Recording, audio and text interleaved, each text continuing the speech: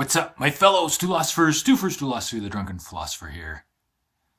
You know, when I first became an atheist, I realized pretty quickly that losing God and the religious structure that supported that belief also meant losing the moral and ethical system that came from it.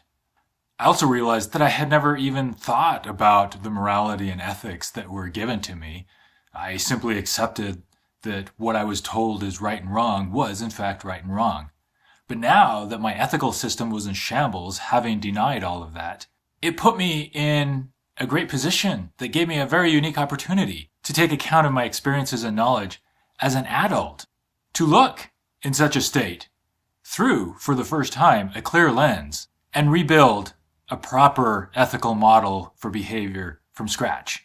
Now, I've come to borrow pretty heavily from systems like humanism and utilitarianism and Kantian ethics, but of the models I've borrowed from, few have had greater influence than the non-aggression principle, also known as the NAP.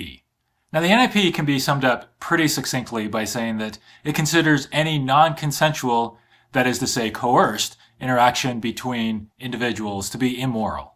And in reading John Stuart Mill, specifically his writing on liberty, we can see the influence of the non-aggression principle on his model of ethics and particularly his model for individual autonomy. Mill states that the only purpose for which power can rightfully be exercised over another is to prevent harm to others. Now, John Stuart Mill goes on to say that we as individuals have a right to power over ourselves, but never a right to power over others. As he says, the individual is sovereign. And this seems to be very little more than a high-level overview of what the non-aggression principle is. Now, Mill inexorably ties together freedom of thought and freedom of speech, saying that a right to the former must necessarily be a right to the latter.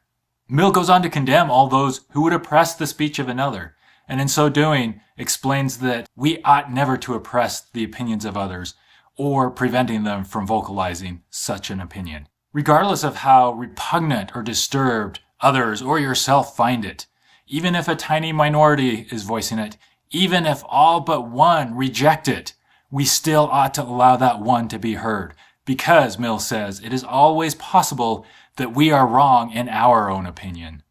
Refusing to hear the viewpoints of others makes the assumption that we ourselves are infallible, something that we will often admit we are not, and thus make ourselves hypocrites in our refusal to hear alternative or opposing viewpoints. Mill also indirectly points out the irrationality of humankind. As we grow up and look at the world, we see other cultures and other countries and peoples in other regions having different beliefs and different standards of morality and different standards of behavior. And yet, despite this, very few will ever accept even the remotest possibility that the culture in which they were raised isn't already the one true, infallible way. And it's with this observation, as one who espouses the non-aggression principle, who considers anarchism to be the ultimate exercise of individual freedom and liberty, that I am able to recognize the, what seems obvious now, fallibility of anarchist models based on the non-aggression principle. Humanity fights against worldwide cooperation and acceptance. Humanity simply doesn't care to overcome its own nature because so many of us so deeply believe ourselves to be right. So what do you guys think about the non-aggression principle and anarchist models in general? What about John Stuart Mill's stance on individual liberty and autonomy? Let me know what you think in the comments down below, and until next time, continue to philosophy on, my fellow philosophers.